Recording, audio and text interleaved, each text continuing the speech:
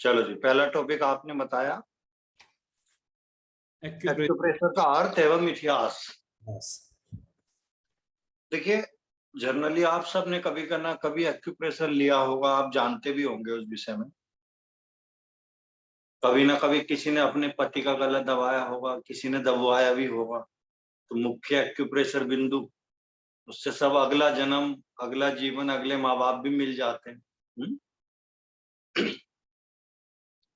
देखिए, वास्तव में यदि देखा जाए तो मनुष्य ने सबसे पहले अपने उपचार जो है एक्यूप्रेशर पद्धति से करना सीखा था सबसे पहले। तो एक्यूप्रेशर का क्या अर्थ है? एक्यूस प्लस प्रेशर, दो शब्दों से मिलकर बनता है।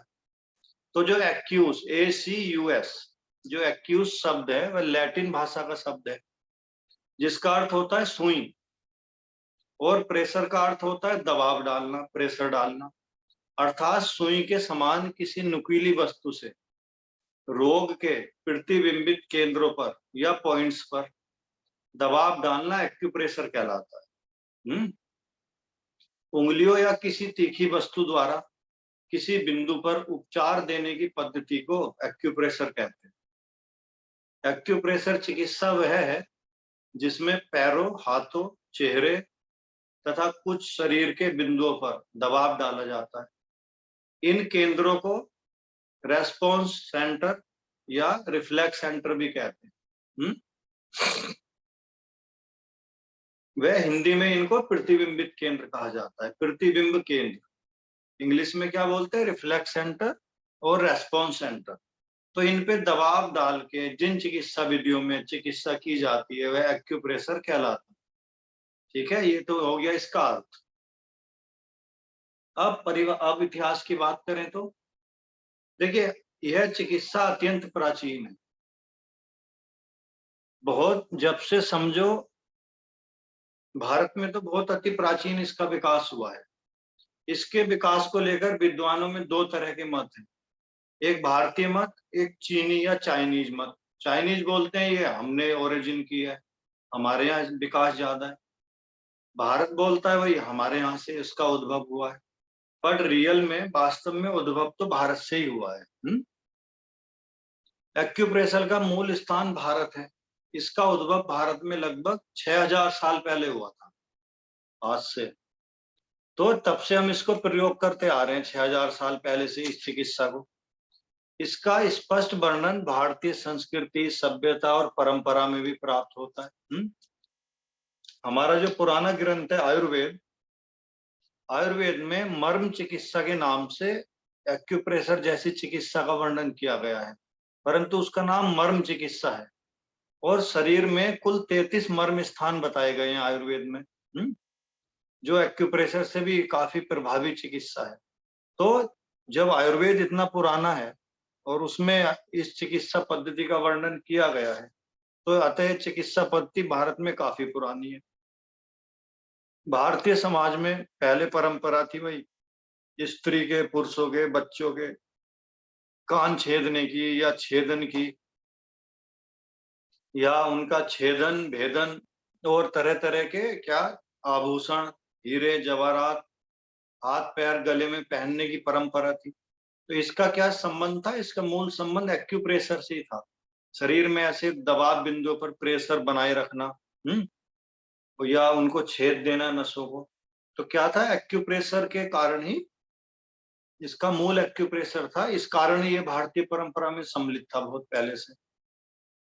भारत में हाथ जोड़ के नमस्ते करना, चरण स्पर्श, इन सब क्रियाओं का भी संबंध जो है एक्यूप्रेशर से था। विभिन्न तरह के दबाव बिंदु दबते थे नमस्कार में, पैर छूने में, शरीर में जो स्थित बिंदु है। तो भारत की परंपरा में तो ये बहुत पुराने से है ये संस्कार। तो भारतीय परंपरा में अति प्राचीनता से ये प्रयोग किया जाता है। कुछ शिलालेख भारत में ऐसे शिलालेख भी निकले हैं पुराने, जिनमें एक्यूप्रेशर को दर्शाया गया है उन चित्रों में, जो पत्थरों पे बने होते हैं शिलालेख। पर उसमें क्या है, जो युद्ध में उस समय घोड़े, हाथी या जानवर घायल हो जाते थे, उनकी एक्यूप्रेशर चिकित्सा करते हुए दर्शाया गया है पशुओं पर। तो इसका मतलब एक्यूप्रेशर को हम पहले से जानते थे। भारत में यह ज्ञान बौद्ध भिक्षुओं द्वारा श्रीलंका, जापान, चाइना, इन देशों में बौद्ध भिक्षुओं द्वारा पहुंचाया गया भारत से। तो भारत ही इसका मूल है, भारत से इसका विस्तार हुआ। भारत में यह ज्ञान चीन पहुंचने के बाद वहां के लोगों ने, डॉक्टरों ने या विद्वानों ने बड़ी तेजी से अपनाया इसका प्रभाव देखते हुए, और एक मुख्य चिकित्सा पद्धति के रूप में चाइना ने इसको विकसित कर लिया। 20वीं सदी तक चाइना में इसका बहुत प्रचार प्रसार हुआ और मेन चिकित्सा इन्होंने इसको बना लिया। 6ठी शताब्दी में बौद्ध भिक्षुओं ने यह ज्ञान जापान पहुंचाया। जापान में इसका नाम क्या पड़ा एक्यूप्रेशर का? शियात्सु। सापे छोटी की मात्रा या और आधा ता और सापे ऊ की मात्रा, शियात्सु। जापानीज इसको शियात्सु बोलते हैं एक्यूप्रेशर को। सी का अर्थ होता है उंगली और आत्सु का अर्थ होता है दबाव।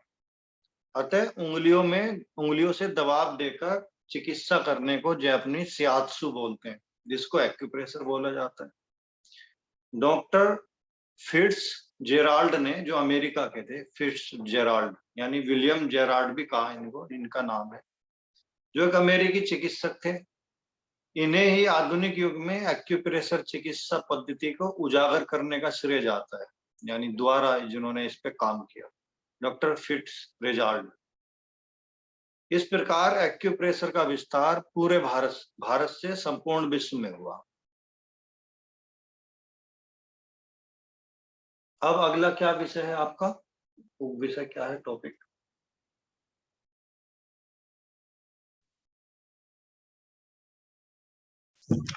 एक्यूप्रेशर के सिद्धांत एवं विधि। ओके, देखिए कोई भी चिकित्सा पद्धति हो उसके अपने सिद्धांत होते हैं, जो जिन सिद्धांतों पे वो कार्य करती है, कुछ नियम होते हैं। कैसे वो चिकित्सा पद्धति काम करती है, इसके अंतर्गत ये सिद्धांत आते हैं। तो एक्यूप्रेशर के क्या सिद्धांत हैं? पहला सिद्धांत है ऊर्जा का सिद्धांत, एनर्जी थ्योरी। ये थ्योरी क्या कहती है? शरीर का संचालन एनर्जी मोशन के द्वारा होता है। एनर्जी शरीर में है, एनर्जी मूवमेंट कर रही है, तो उसके द्वारा इसका शरीर चलता है ऊर्जा से। इस ऊर्जा को जापान में CHI ची कहते हैं, चाइना में ची, जापान में KI की, और भारत में इसको प्राण कहा है। चाइना में ची, जापान में की और भारत में प्राण ऊर्जा कहा है। पश्चिमी देशों ने इसे बायो एनर्जी के नाम से जाना है। फॉरेनर्स इसको क्या है, वैज्ञानिक बायो एनर्जी कहते हैं। इस ऊर्जा का संबंध शरीर से होता है। शरीर में ऊर्जा बनती रहती है, और वैज्ञानिकों ने क्या पाया कि ये ऊर्जा ना तो नष्ट की जा सकती है और ना बनाई जा सकती है, इस ऊर्जा का रूपांतरण हो सकता है। इस बात को भारतीय ऋषियों ने ध्यान साधना और अनुभव के द्वारा जान लिया था कि ये जो ऊर्जा है, ब्रह्मांडीय ऊर्जा कह लो, ये है, इसके उपयोग किए जा सकते हैं, ना हम इसको बढ़ा सकते हैं, ना घटा सकते हैं, ना नष्ट कर सकते। जब इस ऊर्जा के प्रभाव में, यही ऊर्जा शरीर में भी बह रही है, जब इस ऊर्जा के बहने में या इसके प्रभाव में कोई रुकावट आ जाती है या अवरोध पैदा हो जाते हैं किन्हीं कारणों से, तो हमारे शरीर में रोग उत्पन्न हो जाते हैं। एक्यूप्रेशर चिकित्सा में पॉइंट दबा के ये जो रुकी हुई ऊर्जा है, इसको चैनलाइज किया जाता है या सुचारू रूप से बहाया जाता है शरीर में, जहां जहां रुक गई। तो जब ये ठीक तरह से बहने लगती है तो हमारे रोग दूर हो जाते हैं। तो एनर्जी के सिद्धांत पे काम करता है, एनर्जी का एक सिद्धांत है। फिर अगला सिद्धांत है ऊर्जा प्रवाह का सिद्धांत, पाथवे ऑफ एनर्जी। तो अभी हम जिस एनर्जी की बात कर रहे थे, बायो एनर्जी या प्राण ऊर्जा या ची या की, इसका एक नेटवर्क यानी जाल पूरे शरीर में फैला होता है, जो सभी अंगों और ग्रंथियों यानी ग्लैंड को आपस में जोड़ता है। ये नेटवर्किंग एनर्जी का जाल। इस ऊर्जा को यिंग यांग ऊर्जा भी कहा है, YIN, और YANG, यिंग यांग ऊर्जा। और ये ठंडे गर्म की अनुभूति भी से भी अनुभव की जा सकती है, इसलिए इसको ठंडा गर्म ऊर्जा भी कहा है। जब इसका असंतुलन हो जाता है शरीर में, इसके प्रभाव का, इसके नेटवर्किंग ब्रेक हो जाती है, यानी एक दूसरे अंगों में फैलाव बंद हो जाता है, तो रोग उत्पन्न होता है। अब एक्यूप्रेशर क्या करता है भैया, उस पॉइंट को, जैसे आपके घर में बिजली है और स्विच बंद है, बिजली तार तक तो आ रही है बट ट्यूबलाइट तक, बल्ब तक नहीं पहुंच रही है। आपने क्या किया भाई, नेटवर्क टूटा हुआ है उसका कनेक्शन बल्ब से, स्विच बंद होने के कारण। तो क्या किया भाई, आपने स्विच दबा दिया। स्विच दबा दिया तो बिजली का जो नेटवर्क रुका हुआ था वो बल्ब तक पहुंच गया। तो ऐसी जब इसकी नेटवर्किंग स्टॉप हो जाती है शरीर में, तो दबाव बिंदुओं के द्वारा हम उस नेटवर्किंग को या उस नेटवर्क को चैनलाइज करते, पूरे शरीर में उसको सुचारू रूप से जोड़ देते हैं, तो बीमारियां दूर हो जाती हैं। तो दूसरा सिद्धांत है ऊर्जा प्रवाह का सिद्धांत। तीसरा सिद्धांत है अंग व ऊर्जा की कार्य प्रणाली का सिद्धांत, action of organ and energy. ये सिद्धांत क्या कहता है, हमारे शरीर का संचालन किससे होता है, एक तो एनर्जी से, दूसरा ऑर्गन अंगों से, तीसरा ग्लैंड। ये सब चीजें मिलके एक हमारे शरीर को सुचारू रूप से चलाती हैं, और ये आपस में भी मेल जोल के काम करती हैं। यानी हमारी अंग, सारे सिस्टम, जितने भी तंत्र हैं शरीर में, श्वसन तंत्र, उत्सर्जन तंत्र, रक्त तंत्र, जितने भी तंत्र हैं और जितने भी अंग हैं, ये सब आपस में संतुलित होके और तालमेल मिला के काम करते हैं, जिससे हमारा शरीर सुचारू रूप से चलता रहता है या काम करता रहता है। पर जब इनमें किसी कारण कोई बाधा आ जाती है, कोई सिस्टम खराब हो जाए, हृदय तंत्र खराब हो जाए या फेफड़े गड़बड़ हो जाए, तो क्या होता है, बीमारियां या रोग पैदा होते हैं। और ये किस सिद्धांत पे काम करते हैं, सारे ऑर्गन शुद्ध रूप से चलते रहे, इनमें इनको रक्त मिलता रहे। अगर ब्लड सप्लाई इन तक प्रॉपर हो रही है तो ये अपना काम करते रहेंगे सारे सिस्टम। और जब कई बार रक्त संचार में, ब्लड सप्लाई में दिक्कत आती है, तो ये अपना काम कम कर देते हैं, जिससे रोग पैदा होते हैं और इनमें बाधा पड़ती है, हम बीमार हो जाते हैं। तो एक्यूप्रेशर चिकित्सा में इन अंगों तक दबाव बिंदुओं के द्वारा रक्त की उचित सप्लाई और संचार बनाया जाता है, जिसके कारण हमारे क्या है, रोग दूर होते हैं। तो एक सिद्धांत ये था, अंग व अंगों की कार्य प्रणाली में मदद करता है एक्यूप्रेशर। फिर अगला सिद्धांत है एक्यूप्रेशर का शारीरिक सिद्धांत। यह क्या कहता है, वैज्ञानिकों के अनुसार हमारी रक्त नलिकाएं और स्नायु, नर्व्स, उनके छोटे छोटे हिस्से हमारी हाथ पैर की उंगलियों के अंतिम सिरों तक पहुंच जाते हैं, जिन्हें हम कोर भी कहते हैं, फिंगर टिप भी कहते हैं। तो ये रक्त लेके हमारी फिंगर टिप या हाथ पैर के लास्ट स्थिति तक पहुंच जाते हैं। इन्हें दबा के एक्यूप्रेशर में इलाज भी किया जाता है बहुत बार। हाथ और पैर में हम दबाव बिंदु दबाते हैं, इलाज होता है। परंतु जब इनके अंतिम छोर में या इनके बहने वाले रक्त में कोई गड़बड़ आ जाए, कोई विकार उत्पन्न हो जाए या रुकावट आ जाए, तब रोग उत्पन्न होता है शरीर के अंदर। एक्यूप्रेशर क्या करता है, इन स्थान पे उत्तेजना देके, दबाव देके, फिंगर टिप पे या पैरों में इसके अवरोध को दूर करता है, जिससे अंग अपना सुचारू रूप से काम करने लगते हैं। तो एक सिद्धांत ये भी है एक्यूप्रेशर का शारीरिक सिद्धांत। तो ये कुछ मुख्य सिद्धांत हैं जिनके बेस पे एक्यूप्रेशर चिकित्सा कार्य करती है। आगे क्या टॉपिक है? तो विधि था इसमें अच्छा, विधि है। देखिए, हर चिकित्सा की अपनी पद्धतियां हैं, जैसे योग की विधि है, क्रम से यम, नियम, आसन, प्राणायाम, प्रत्याहार, धारणा, ध्यान, समाधि। उधर दूसरी विंग से षटकर्म, शुद्धि क्रियाएं। तो सबकी अपनी विधि है, ऐसे एक्यूप्रेशर की भी विधि है, इस तरह ये चिकित्सा की जाती है। तो इसकी विधि को निम्न प्रकार हम समझ सकते हैं विभाजित करके। तो पहले क्या मुख्य बात है इसकी विधि में, प्रतिबिंब केंद्र, जिनको हमने अभी बताया, जो सिस्टम, जो बिंदु, दबाव बिंदु हैं, रेस्पॉन्स हैं और रिफ्लेक्स जो बिंदु हैं हमारे, उनको दबा के चिकित्सा की जाती है? तो इन प्रतिबिंब केंद्रों को क्या कहते हैं? जैसे रिफ्लेक्स सेंटर कहते हैं या रेस्पॉन्स सेंटर। इन पर दबाव डालकर उसके पश्चात यह डिसाइड किया जाता है कि भाई कहाँ बीमारी है। जहां हम दबाव डालते हैं उस जगह दर्द होता है, तो दर्द होने से हमें ये पता चलता है कि ये किस ऑर्गन के संबंधित पॉइंट है और यहाँ दर्द हो रहा है, तो इसके संबंधित बीमारी होगी। तो प्रतिबिंब केंद्रों को हम पकड़ के, उनको देख के ये पता लगाते हैं बीमारी का पता।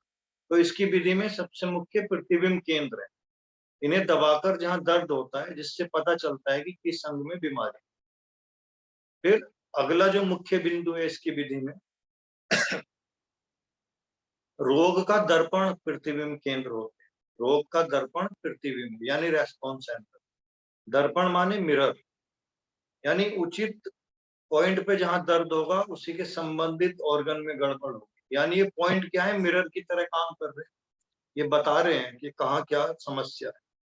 प्रतिबिंब केंद्रों को रोग का दर्पण भी कहा जाता है। इन केंद्रों को दबाने पर बहुत तीव्र या असहनीय वेदना होती है, बहुत पीड़ादायी। तो दर्द करने वाले केंद्रों से संबंधित अंग ही रोगग्रस्त होते हैं। इससे रोग का पता चलता है, इसलिए इन्हें रोग का दर्पण या प्रतिबिंब केंद्र कहा जाता है। तो एक सिद्धांत ये काम करता है विधि में। फिर आती है मुख्य बात, केंद्रों की जांच करना, कि भाई किस तरह हम जो पॉइंट है उनकी जांच कैसे करें। तो केंद्रों की जांच करना विधि के अंतर्गत आता है।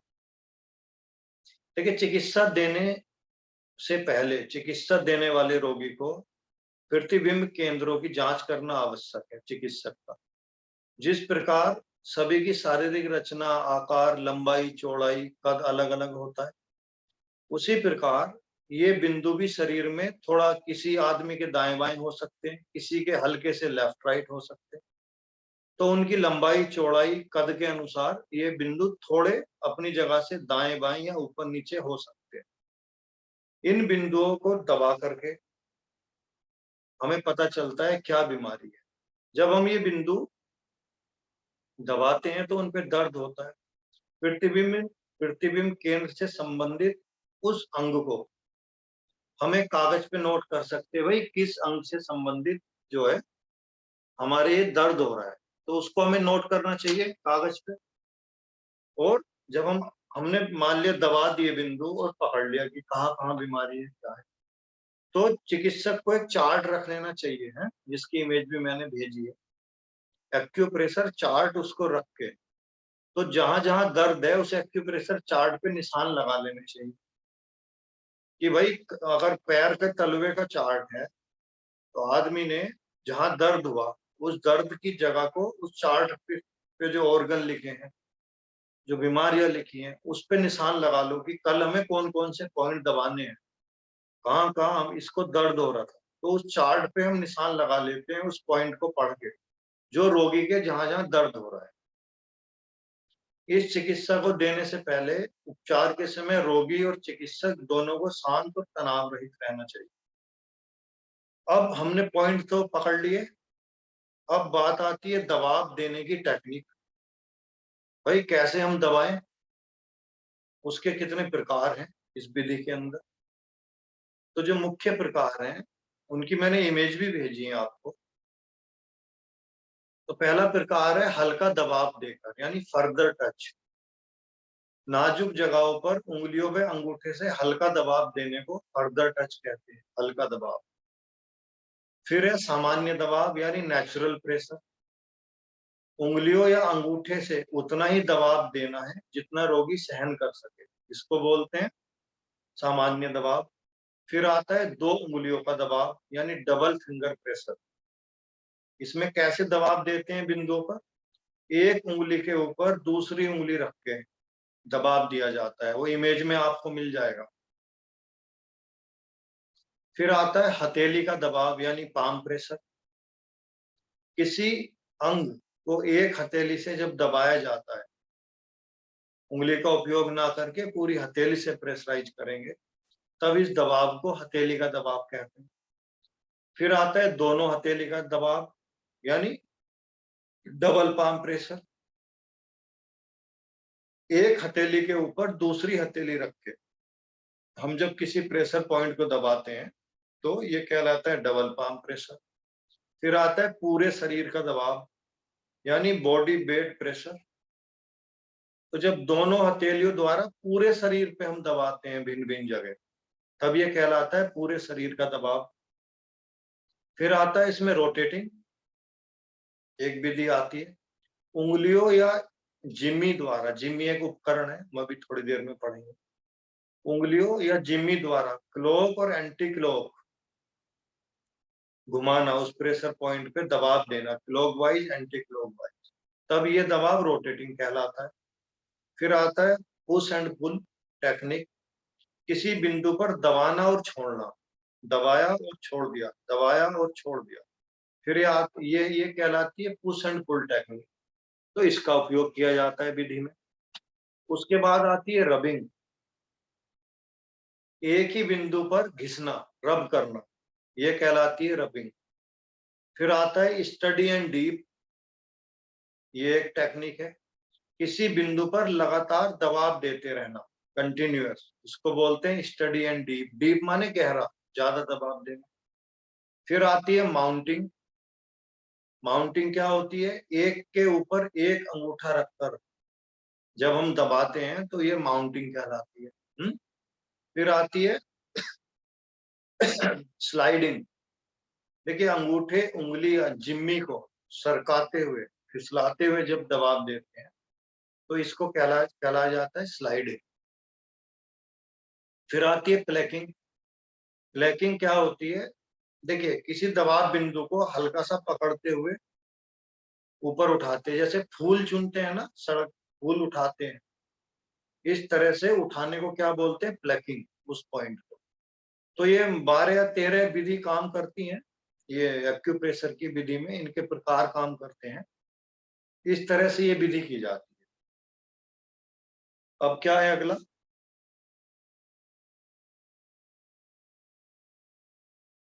कहाँ तक आ गए? विधि पे आ गए ना।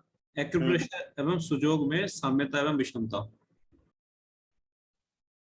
ये कुछ नहीं और सर, भी उपकरण, नहीं सर, उपकरण है, एक्यूप्रेशर के उपकरण। अच्छा, उपकरण पे है भी। अच्छा चलो जी, उपकरण की कुछ इमेज भेज दी गई हैं आप लोगों को, उनके बारे में आप समझ लो, लिख लो।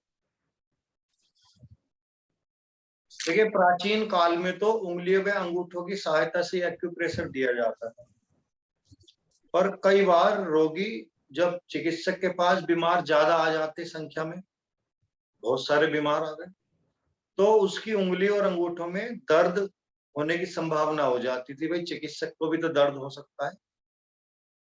और कई दबाव बिंदु ऐसे थे जो उंगलियों से भाई दबाने मुश्किल थे, बहुत सारे कारणों से उंगलियों से या अंगूठों से उनको दबा पाना थोड़ा कठिन था।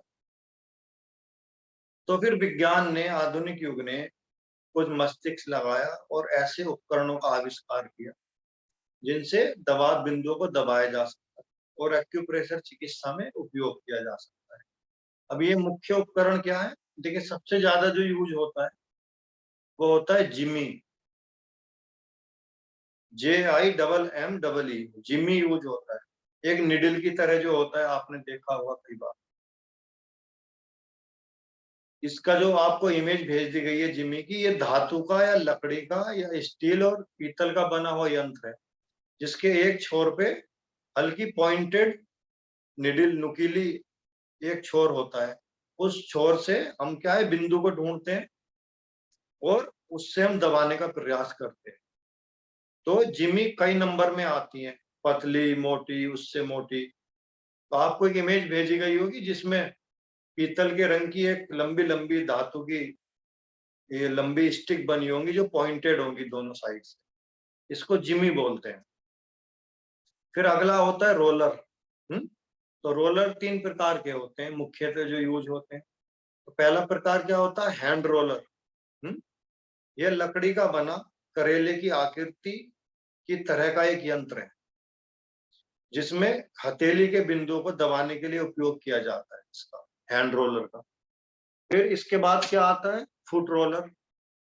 यह लकड़ी का बना एक कांटेदार आकृति का यंत्र है जिसमें पैर के बिंदुओं को दबाया जाता है। कई बार आपने नीचे तलवे को रगड़ने के लिए, जैसे बेलन टाइप एक चीज पे अपने तलवे कई बार रगड़े भी होंगे कांटेदार चीज पे, उसको बोलते हैं फुट रोलर। फिर आता है आपका स्पाइन रोलर। यह लकड़ी का बना 4 पहिए वाला एक उपकरण होता है। इसको इस प्रकार बैकबोन पे चलाया जाता है कि इसके दोनों पहियों के बीच रीढ़ की हड्डी रहे।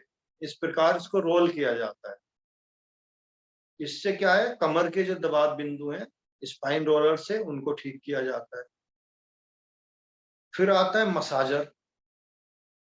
तो मसाजर भी मुख्यतः 3 प्रकार के यूज करते हैं आज के युग में। पहला फेस मसाजर। यह लकड़ी का बना कांटेदार बेलनाकार आकृति का एक यंत्र है जिसको चेहरे पर रब या रोटेट करने के लिए, कील, मुहासे, झाई या चेहरे संबंधी विकारों को दूर करने के लिए उपयोग किया जाता है। इसी में एक आता है फिंगर मसाजर।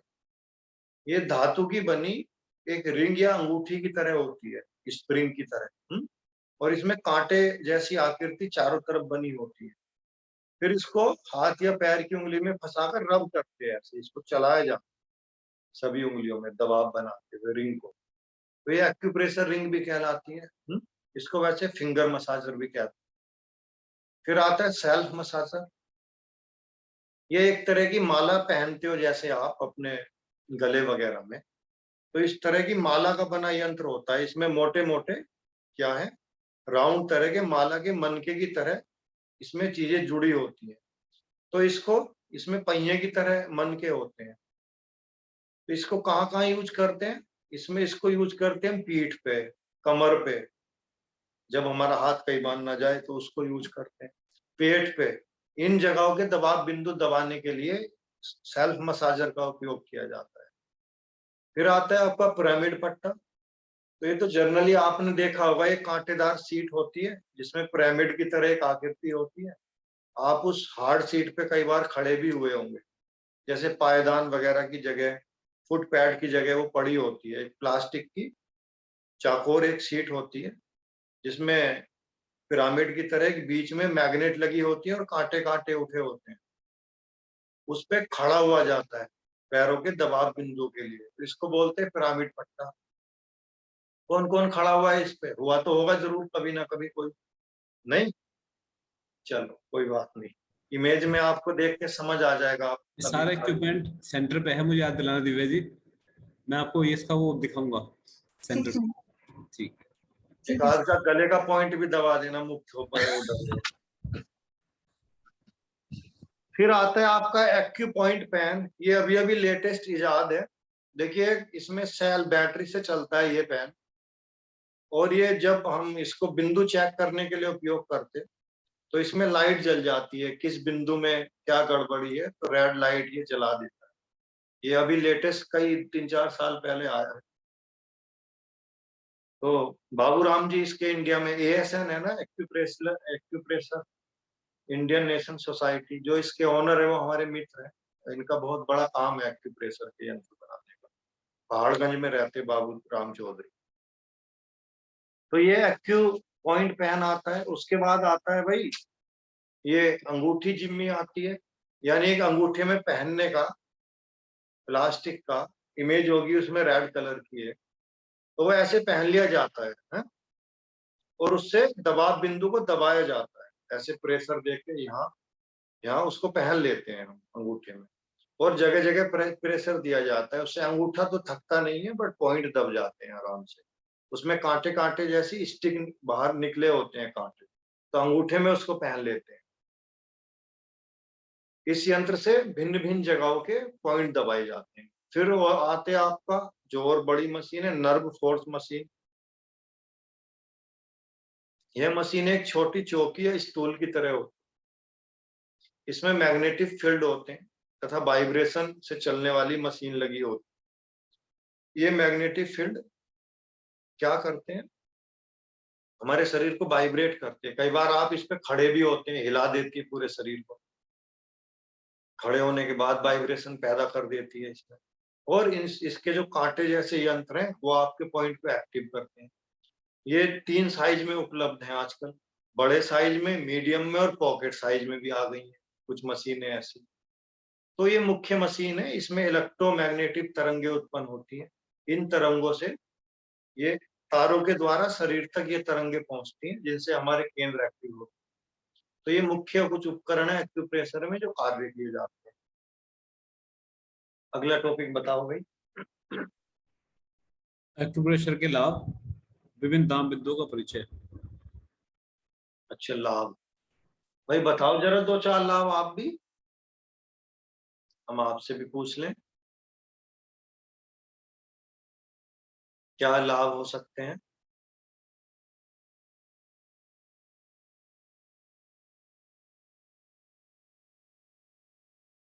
अरे सर, बिना सीधे साइड सीधे इफेक्ट बताओ, के बीमारियां दूर होती हैं, कुछ तो बताओ। बिना बिना साइड इफेक्ट के ट्रीटमेंट होता है। हाँ देखो कितनी अच्छी बात है, सही बताया बिल्कुल। और मान लिया 10 लाभ लिखने के लिए आगे, तो फिर कैसे लिखो।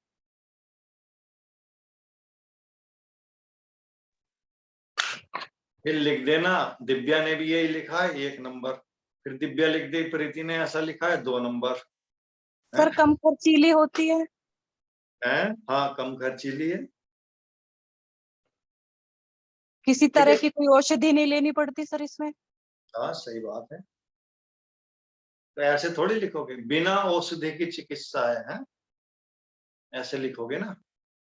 देखिए प्रतिकूल प्रभाव नहीं पड़ता, अव्यवस्थित ऊर्जा प्रवाह को ठीक करती है, सरल प्राकृतिक एवं प्रभावशाली रोग निवारक चिकित्सा है, मनुष्य में अदृश्य और सोई हुई शक्तियों का जागरण करती है। अभी हमने ऊर्जा का सिद्धांत पढ़ा, तो सोई हुई शक्तियों का सिद्धांत ऊर्जा का ही है। त्वचा में स्फूर्ति लाती है, स्नायु संस्थान व अस्थियों के विकार को दूर करती है, ग्रंथियों के हार्मोन्स को संतुलित करती है। यह चिकित्सा स्वयं भी कर सकते हैं, कम खर्चीली है और सरल है। ये मुख्य लाभ हैं इस चिकित्सा पद्धति के। और शरीर के रोग दूर होते हैं, संपूर्ण शरीर सक्रिय रहता है, वह ठीक तरह से कार्य करते रहता है लंबे समय। ये कुछ मुख्य लाभ हैं इस चिकित्सा के। आगे क्या बताया? विभिन्न दाब बिंदुओं का परिचय।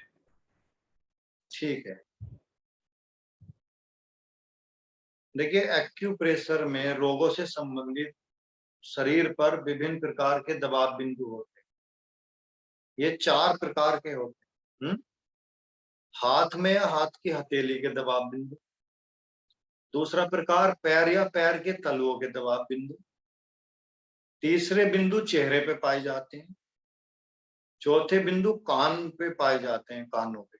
4 तरह से 4 स्थान पे हम दबाव बिंदुओं का उपयोग करते हैं। हाथ की हथेली पे जो दबाव बिंदु होते हैं उनमें मुख्यतः सर दर्द, यौन रोग, साइनस और अन्य रोगों के बिंदु होते हैं। इस विधि को हस्त एक्यूप्रेशर कहते हैं।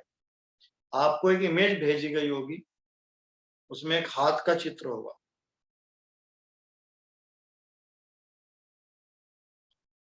उस हाथ के चित्र को आप देख के उससे संबंधित बीमारी, कौन से ऑर्गन की कौन सी बीमारी में काम किया जाता है, उसमें सब दिया गया होगा हाथ के संबंधित।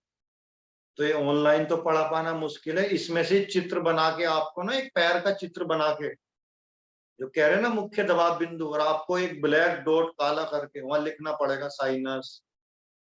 अगर उसने पूछ लिया कि मुख्य 10 दबाव बिंदु बताएं, आपको ये याद होना चाहिए पैर के चित्र में कौन सा दबाव, या हाथ की जगह उंगलियों के टिप पे तो साइनस के होते हैं, रिंग फिंगर के पास ही आइज का होता है, इधर दोनों हाथ में। इधर आइज का होगा, बीच में हृदय का होता है? तो ऐसे कुछ मुख्य ये स्पाइन के होते हैं इधर, या जो मणिबंध मर्म है, तो ये आपको थोड़े याद करनी पड़ेंगे और इनके काला ब्लैक डॉट लगा के ना लिखना पड़ेगा उधर, ये किसका बिंदु है, समझे कैसे करना है एग्जाम में। फिर आता है पैर या पैर के तलुओं के विभिन्न एक्यूप्रेशर केंद्र। देखिए पैर के तलवे में जब हम चिकित्सा करते हैं तो इसको बोलते हैं फुट रिसेप्सोलॉजी। तो इसमें भी असंख्य बीमारियों के बिंदु होते हैं। एक पैर का चित्र भी दिया हुआ होगा आपको, तो उसमें आपको पहचानने पड़ेंगे भाई कौन सी बीमारी, इससे संबंधित अंग कहाँ इसका पॉइंट है। ये मैं पॉइंट वाला भी आपको भेज सकता था बट आपको समझ में नहीं आता। इसमें मैंने आपको ऑर्गन वाला भेजा है कि अंग आपको देख के समझ में आ जाए कि भाई कौन सा अंग कहाँ बना हुआ है। फिर है चेहरे पर जो दबाव बिंदु है, उसे बोलते हैं फेस रिफ्लेक्सोलॉजी। तो उसमें एक चेहरे का चित्र होगा, उसमें कुछ नंबर पड़े होंगे, अब आप कंफ्यूज हो जाएंगे कि भाई ये नंबर है, इनके बीमारी कौन सी ठीक होगी। तो पहले तो मैंने जानबूझ के जिसमें आपको दिमाग न लगाना पड़े वो इमेज भेजी है। अब चेहरे में आप कंफ्यूज हो जाओगे। तो ऐसे एक चेहरा बना के जैसे नंबर लिख रहे हैं आप, ऐसे भी चित्र बना सकते हैं एग्जाम में। और नीचे बीमारियों के, उसमें कितने नंबर लिख रहे हैं, 18 नंबर होंगे। तो अब आप 18 नंबर लिख लो जरा, 1 2 3 4 5 फटाफट पेज पे 1 से 18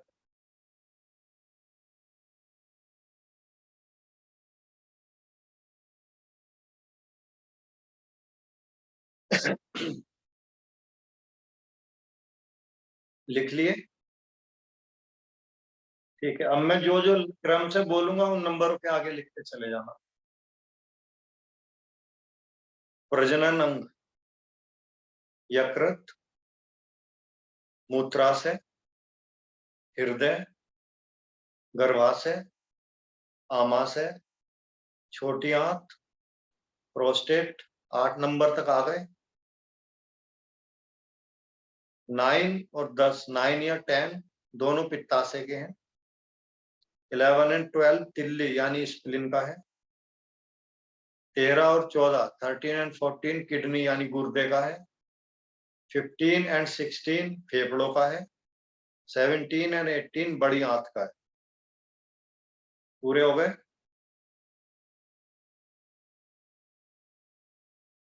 अब ऐसे ही अगला चौथा प्रकार है कानों पर विभिन्न दबाव बिंदु, ईयर पे, कान के ऊपर है। देखिए कान का आकार माँ के पेट में जो बच्चा होता है उसके उल्टे आकार के समान है। उसमें चित्र में दिया भी गया हो, हमारे कान की जो आकृति है, जो एम्ब्रियो में बच्चा होता है उसके उल्टे स्थिति के अनुरूप उसी आकार को आधार मानकर कान से संबंधित एक्यूप्रेशर केंद्रों की चिकित्सा दी जाती है। या शरीर में भी उनकी स्थिति ऐसे ही है जैसे कान में उल्टे बच्चे की आकृति। इसमें तो और भी बहुत सारे नंबर होंगे भाई। कितने नंबर है? 43। लिख लो तो 1 से 43 तक जरा नंबर।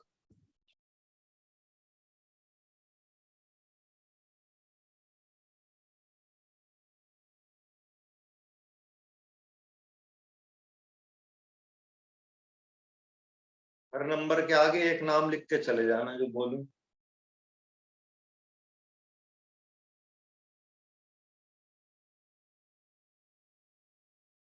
लिख लिए।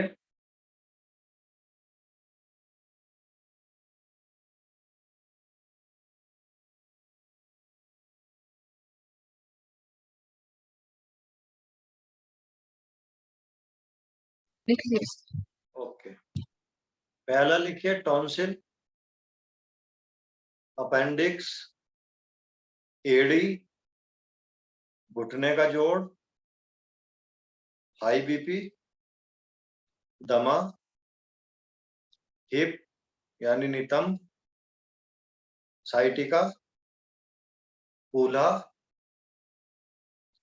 मूत्राशय, गवीनी यानी यूरेटर, फिर है गुर्दा, फिर है बड़ी आंत, फिर है मलाशय यानी रेक्टम, छोटी आंत, फिर है आमाशय, फिर है श्वसन तंत्र, फेफड़ा, फिर अगले नंबर पे भी फेफड़ा ही है, फेफड़े के 2 पॉइंट है। हाई बीपी, नाक का, नोज का भीतरी भाग, फिर आंख, फिर अगले नंबर पे भी आंख है, आंख के 2 बिंदु हैं, फिर है ओवेरी, फिर आंख है दोबारा से, फिर कान का आंतरिक भाग, ऊपरी जबड़ा, फिर निचला जबड़ा, फिर फेफड़ा, फिर अंडकोश यानी टेस्टिज, फिर है दमा यानी अस्थमा, फिर है मस्तिष्क, दांत दर्द, फिर जिगर, फिर प्लीहा यानी स्प्लिन, फिर अग्नाशय, फिर पित्ताशय यानी गॉल ब्लैडर, फिर गर्दन, कंधे का जोड़,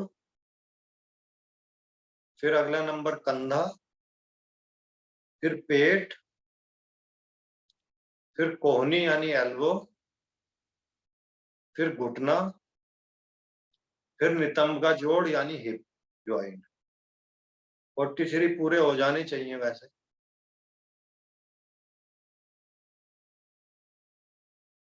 ठीक है सर जी, एक मिस हो गया, सर एक मिस हो गया। अब मुझे Six- तुम्हारा भी 6 मिस हो नंबर गया का। क्या दिव्या कोई? दिव्या जी 6 नंबर बता दो। 6 नंबर पे दमा। ठीक है, थैंक यू। मेरा एक प्रीति बाद में पूछ लूंगी। देखिए थोड़ा तेजी से बोल देता हूँ, जो जिसका छूट गया वो लिख लो, ठीक है। टॉन्सिल, अपेंडिक्स, एड़ी, घुटने का जोड़, हाई बीपी, दमा, हिप, साइटिका, कूला, मूत्राशय, गवीनी यानी यूरेटर, गुर्दा, बड़ी आंत, मूत्राशय, छोटी आंत, आमाशय, श्वसन तंत्र, फेफड़ा, फिर फेफड़ा, हाई बीपी, नाक का आंतरिक भाग, आंख, फिर आंख, ओवेरी, फिर आंख, फिर कान का भीतरी भाग, ऊपरी जबड़ा, निचला जबड़ा, फेफड़े, अंडकोश, दमा, मस्तिष्क, दांत का दर्द, जिगर, प्लीहा, अग्नाशय, पित्ताशय, गर्दन, कंधों का जोड़, फिर कंधा, पेट, कोहनी, घुटना, हिप ज्वाइंट।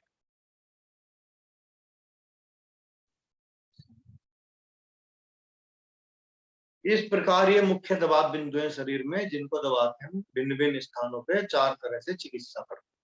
ठीक है, अगला टॉपिक बताएं।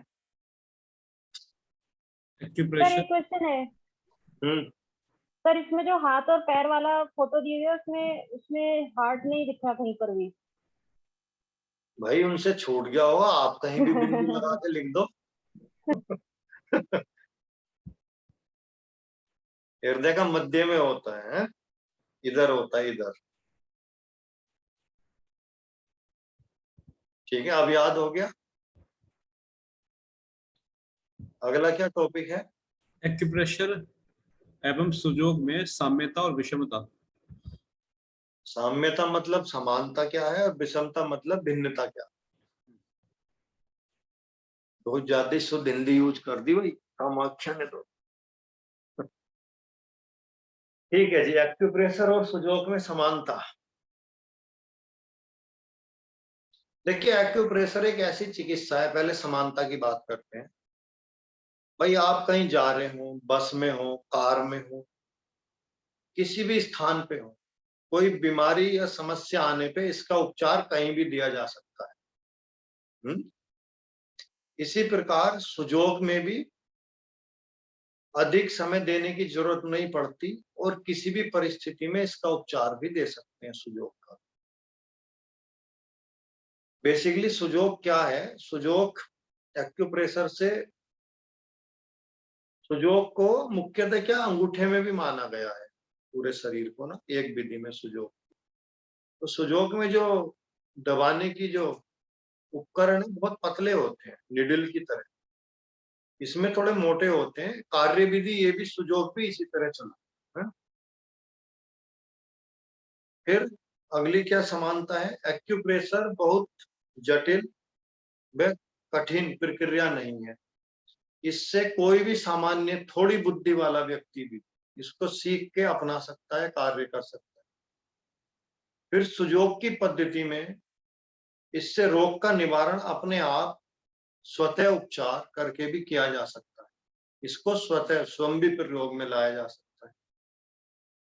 एक्यूप्रेशर के भी कोई प्रतिकूल या नकारात्मक प्रभाव नहीं पड़ते, तो सुजोग के भी कोई नेगेटिव इफेक्ट शरीर पे नहीं आते। एक्यूप्रेशर से शरीर में स्थित असंतुलित या अंतःस्रावी जो ग्रंथियां हैं उनके संतुलन बनते हैं, वो ठीक तरह से काम करती हैं जब हम दबाते हैं। सुजोग के द्वारा भी हार्मोन्स में संतुलन पैदा किया जाता है, हार्मोन्स बैलेंस किए जाते हैं। एक्यूप्रेशर चिकित्सा में न केवल शारीरिक बल्कि मानसिक रोगों की चिकित्सा भी की जाती है, मानसिक रोगों की स्थिति। सुजोग की चिकित्सा शारीरिक व मानसिक दोनों प्रकार के रोगों में लाभ करती है। ये कुछ समानताएं हैं इन दोनों में जो एक सी तरह काम करती है, पर दोनों एक सी चिकित्सा नहीं है, तो इसलिए इनमें कुछ भिन्नताएं भी हैं, इनको एक ही चिकित्सा नहीं कहा जा सकता। जैसे अगर इनके नाम को ही ले लो तो पहली भिन्नता तो नाम में ही है, एक का नाम एक्यूप्रेशर है, एक का नाम सुजोग है। एक्यूप्रेशर बनता है एक्यूज प्लस प्रेशर शब्द से, जिसका अर्थ है सुई जैसी किसी वस्तु से या अंगूठे के माध्यम से दबाव बनाना। सुजोग जो शब्द है वो दो शब्दों से बनता है, सु प्लस जोग। तो इसका अर्थ क्या है, हाथ व पांव में दबाव देना है। सु का अर्थ होता है हाथ और जोग का अर्थ होता है पांव, तो हाथ पैरों में दबाव देके ये किया जाता है। एक भिन्नता तो ये है। एक्यूप्रेशर में हाथ, पैर, कान, चेहरे और पूरे शरीर में भी प्रतिबिंब होते हैं। भाई सुजोग के अनुसार मानव का पूरा शरीर उसके हाथ व पैर में ही होता है, जिस कारण हाथ और पैर में ही दवा के इलाज होता है। एक भिन्नता ये है। एक्यूप्रेशर के पॉइंट पूरे शरीर में स्थिर है, केवल चेहरा, हाथ, पैर या कान में ही नहीं है, पूरे शरीर पे भी कुछ बिंदु हैं, परंतु सुजोग के जो दबाव बिंदु हैं वे केवल हाथ और पैर में मुख्यतः, पूरे शरीर में नहीं है। एक्यूप्रेशर इलाज के लिए शरीर की लंबाई को 10 भागों में बांटा गया है, ऐसे लंबा, जिसको जोन की संख्या दी गई है, और चौड़ाई में एक्यूप्रेशर शरीर को 3 भागों में बांट के इलाज करता है। लंबाई में 10 और चौड़ाई में 3 जोन में डिवाइड करके चिकित्सा करता है एक्यूप्रेशर। जबकि सुजोग के जो एक चिकित्सक हुए हैं डॉक्टर पार्क के अनुसार, सुजोग में शरीर को 6 भागों में बांटा गया है। सिर, बीच का पूरा भाग, दोनों हाथ और दोनों पैर, ये 6 भाग हैं सुजोग में। एक अंतर इसमें ये है, एक्यूप्रेशर में जो दबाव दिया जाता है वो अंगूठों, उंगलियों से मुख्यतः दिया जाता है, या लकड़ी तथा किसी ठोस रबड़ के यंत्र या उपकरणों के द्वारा दिया जाता है। परंतु सुजोग में एक्यूपंक्चर की निडिल, इतनी पतली चीजों का भी प्रयोग किया जाता है, माचिस की तीली, किसी पेन या पेंसिल की नोक, इसका भी उपयोग हम सुजोग में कर लेते। तो ये इनमें कुछ विषमताएं भी हैं, भिन्नताएं भी सुजोग में और एक्यूप्रेशर में।